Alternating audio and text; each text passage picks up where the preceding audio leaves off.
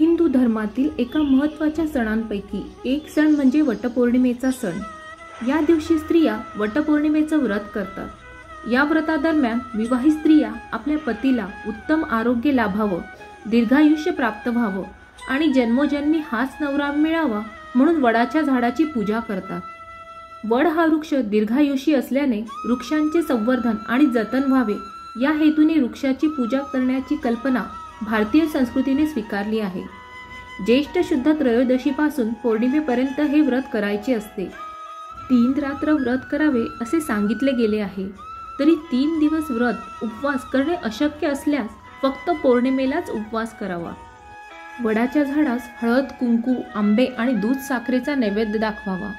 वडाच्या झाडाला तिहेरी सुती दोरा गुंडाळून 5 किंवा 7 प्रदक्षिणा घालाव्या। 5 सुवासिनींची आंबे व गव्हाने ओटी भरावी।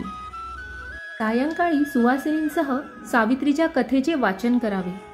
सावित्रीची कथा पुढील व्हिडिओमध्ये ऐकायला विसरू नका। धन्यवाद।